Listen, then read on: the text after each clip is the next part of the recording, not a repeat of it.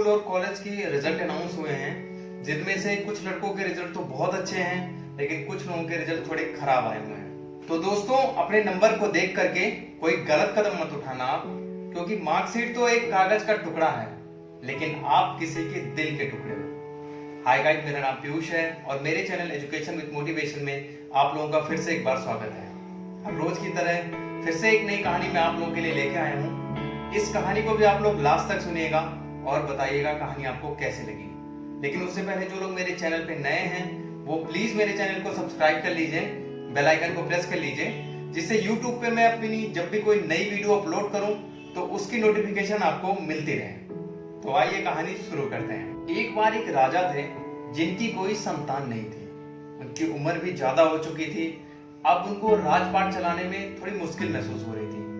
वो सोच रहे थे कि वो किसी को अपने राज्य का उत्तराधिकारी बनाए, लेकिन उनकी कोई संतान नहीं थी। इसलिए वो बड़े चिंतित थे कि अगर वो किसी और को अपना उत्तराधिकारी बनाते हैं तो पता नहीं वो इंसान कैसा होगा, वो राज्य को कैसे संभालेगा। एक दिन वो अपने मंत्रियों के साथ बैठ करके एक विचार करते हैं, एक प्लान बनाते हैं कि क्यों ना एक ऐसे बंदे को यहाँ का उत्तराधिकारी बनाया जाए जो दिमाग से भी तेज हो और शरीर से भी तेज हो।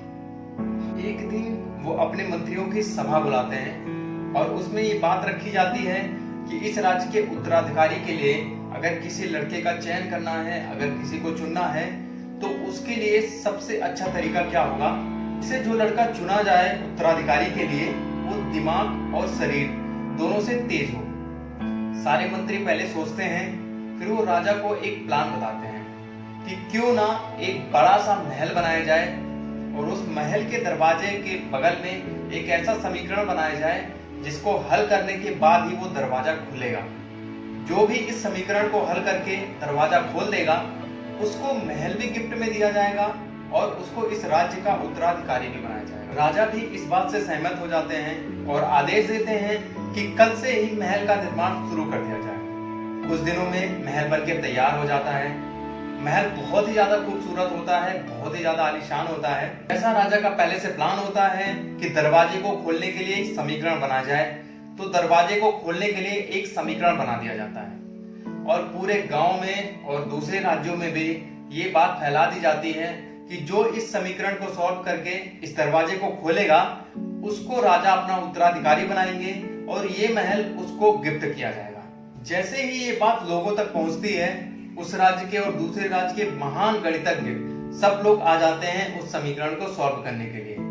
सब लोग बहुत कोशिश करते हैं उस समीकरण को सॉल्व करके दरवाजा खोलने के लिए, लेकिन कोई भी सफल नहीं होता है। लोग आते हैं उस समीकरण को नोट कर करके अपने घर पे भी लेके जाते हैं कि वहां जाकर के तसल्ली से सॉल्व करेंगे, लेकिन किसी से वो समीकरण सॉल्व नहीं होता है।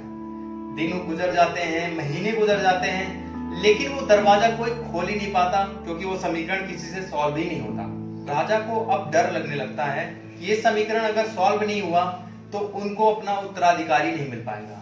वो मंत्री से कहते हैं कि अब क्या होगा, अगर ये समीकरण ही नहीं सॉल्व हुआ तो हमें उत्तराधिकारी नहीं मिल पाएगा।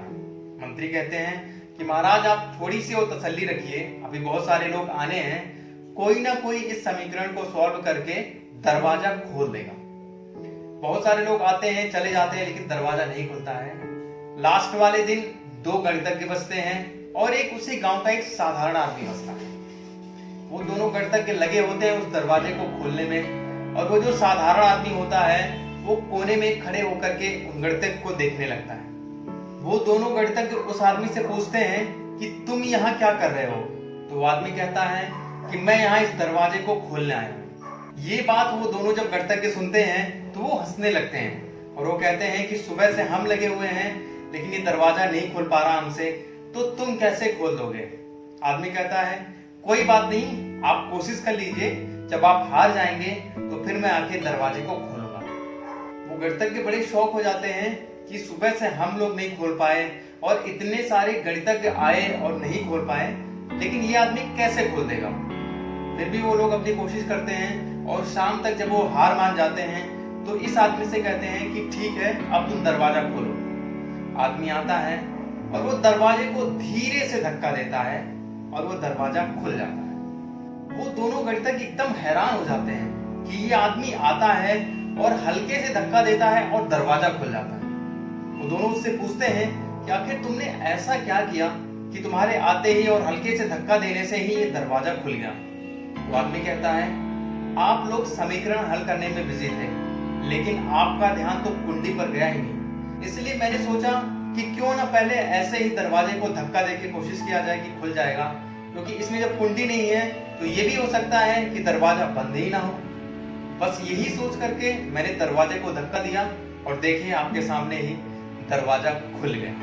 जब राजा को ये बात पता चलती है कि दरवाजा खुल गया है तो राजा बहुत खुश होते हैं और उस आदमी को अपना उत्तराधिकारी बना देते हैं। तो दोस्तों, कहानी आपको ये सिखाती है कि जिंदगी में कई बार हम ऐसी परिस्थिति में फंस जाते हैं कि हमें लगता है कि सामने हमारे बहुत बड़ी समस्या पहाड़ जैसी खड़ी है, लेकिन हकीकत में ऐसा कुछ होता नहीं है।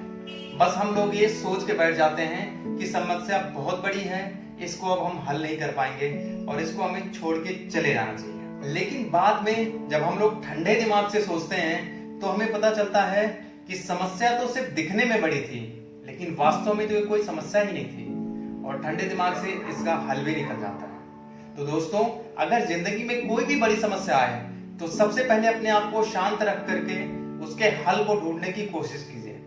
आपको लगेगा कि ये समस्या तो कोई समस्या ही नहीं है और देखिएगा उसका हल आपको चुटकी में मिल जाएगा। लेकिन उसके लिए आपको सबसे पहले शांत होकर के उसका हल सोचना पड़ेगा। तो दोस्तों, हंसते रहिए, मुस्कुराते रहिए और अगर आप में भी है ये बात तो सुनते रहिए हर रोज एक नई कहानी पीयूष के साथ। मिलते हैं एक नई कहानी में, तब तक अपना ख्याल रखिए।